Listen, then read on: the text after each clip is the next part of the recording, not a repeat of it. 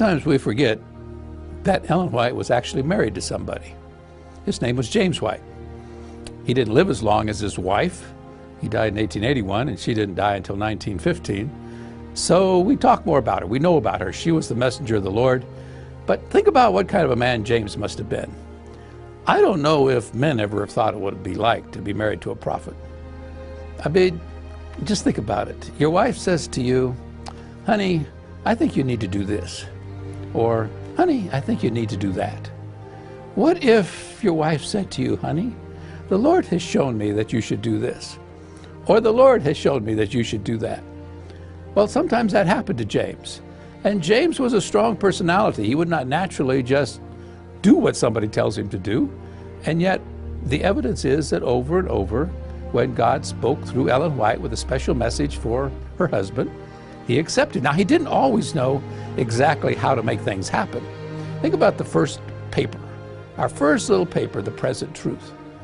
She had the vision in late 1848, and she was shown that this paper would be small at first, and it should be like streams of light that would go clear around the world.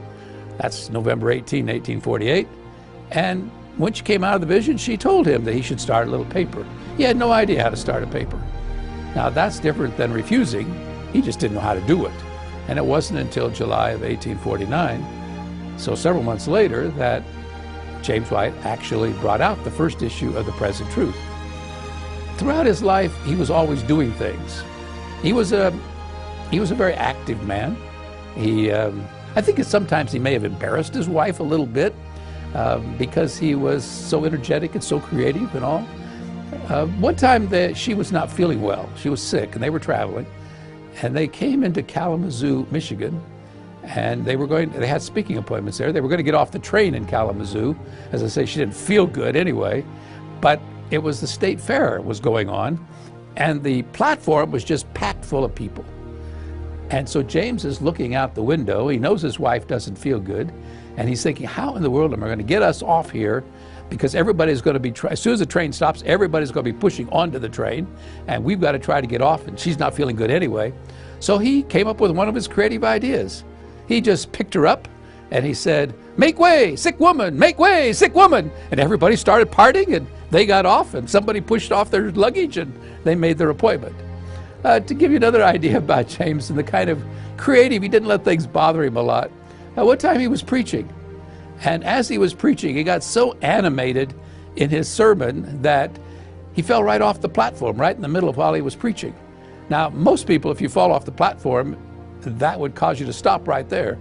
But according to the reports, no, not James. He just worked it in as a sermon illustration, climbed right back up on the platform, kept preaching the whole time. People thought he'd planned it. They thought he was part of his sermon. No, he admitted it wasn't, but since it happened, just go with it. So James was that kind of person. James was a great builder. A number of our institutions, a number of our major papers were started by James White. He was an organizer. He had the ability to make money. He had the ability to raise money. And when you look at lists of donations, it might embarrass us today if we did what they did back in those days, but in those days, if there was some appeal for means, then they would print right in the church paper, in the review, how much, they would list you by name and how much you've given and what city you lived in. So everybody knew whether you gave or not. But James and Ellen were always right at the top of the list. They gave to everything. And James had to make money. I mean, how else could he make all those kind of donations? Some from the royalties from his wife's books, and some, of course, from things that he sold and things that he did.